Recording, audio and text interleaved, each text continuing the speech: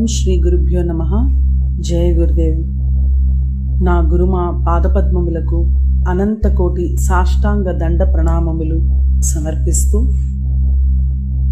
మన పరమేష్ఠి గురువు గారైన శ్రీ సహజానంద తీర్థుల వారిచే రచించబడిన శ్రీ గురుగీత నుండి 111వ శ్లోకము.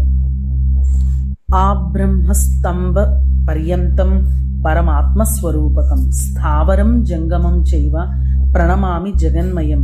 ఈ స్థావర జంగమములన్నీయు ఈ ప్రపంచములో బ్రహ్మ నుండి గడ్డిపరగ వరకు అన్నియు పరమాత్మ స్వరూపమని నమ్మి గురురూపమని నమ్మి నేను అందరికీ ప్రణామము చేయుచున్నాను. వందేహం సచ్చిదానందం భేదాతీతం సదా గురుం నిత్యం పూర్ణం నిరాకారం నిర్గుణం స్వాత్మ సంస్థితం. నా ఆత్మలో నిత్యమైన గురుతత్వమునకు నేను నమస్కారము చేయుచున్నాను. అది భేదాతీతమైనది, సచ్చిదానంద స్వరూపము, సత్యము, పూర్ణము, నిరాకారము మరియు నిర్గుణమైనది. పరాత్పరతరం ధ్యేయం నిత్యమానందకారకం హృదయాకాశ మధ్యస్థం శుద్ధ స్ఫటిక సన్నిభం. హృదయరూప ఆకాశము మధ్యనున్నటువంటి శుద్ధమైన స్ఫటికము వంటి నిత్యానందమునిచ్చినటువంటి ఈ పరాత్పరుడు అంటే గురుదేవుడు ధ్యానము చేయబడుటకు యోగ్యుడు. స్ఫటిక ప్రతిమారూపం దృశ్యతే దర్పణే యథా తదాత్మని చిదాకారమానందం సోహమిత్యుత.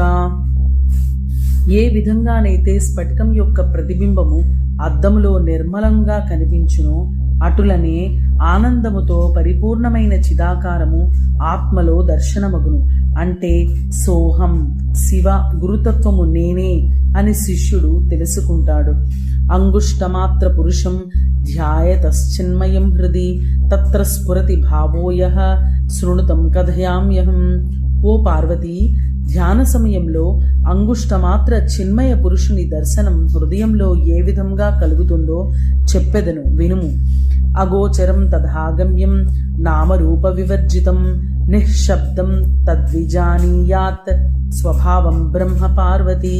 ఓ పార్వతి, అగోచరము అగమ్యము నామరూపములు లేనిది శబ్దరహితమునైన దానిని ఆత్మస్వరూపము అంటే బ్రహ్మ అని తెలుసుకునుము. యథాగంధ స్వభావేన కర్పూర కుసుమాదిషు శీతోష్ణాది స్వభావేన తథా బ్రహ్మచ శాశ్వతం.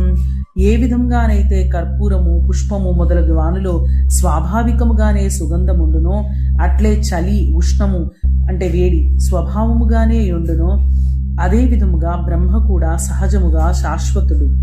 స్వయం తథా విధో భూత్వా స్థాతవ్యం యత్ర కుత్రచిత్ కీటభ్రమరవత్తత్ర ధ్యానం భవతి తాదృశం. అదేవిధంగా తన సహజ శాశ్వత స్వరూపాన్ని ఎరిగిన జీవుడు నిరంతరం కీటకం భ్రమరాన్ని ధ్యానించడం వల్ల భ్రమరంగా మారిన విధంగా బ్రహ్మతత్వాన్ని ధ్యానించి బ్రహ్మమయుడవుతాడు. గురుధ్యానం తథా కృత్వా స్వయం బ్రహ్మమయో భవేత్ పిండే పదే తథా రూపే ముక్తో సౌ నాత్ర సంశయః. పైన చెప్పిన విధముగా ధ్యానం చేసిన పిదప సాధకుడు స్వయంగా బ్రహ్మమయమవుతాడు. అతడు పిండము ప్రాణి రూపము నుండి ముక్తుడవుతాడు. ఇందులో ఏ విధమైన సందేహము లేదు. శ్రీ పార్వత్యువాచ పిండం కిం తు మహాదేవ పదం కిం సముదాహృతం రూపాతీతం చ రూపం కిం ఏతదాఖ్యాహి శంకర. పార్వతీదేవి అడిగింది, ఓ శంకర, పిండమనగానేమి? ఓ మహాదేవ, పదమని దేనిని అంటారు? రూపాతీతము మరియు రూపమని దేనిని అనెదరు? తెలియచెప్పండి. ఓం శ్రీ గురుభ్యో నమః. సర్వం శ్రీ గురుచరణారవిందార్పణమస్తు.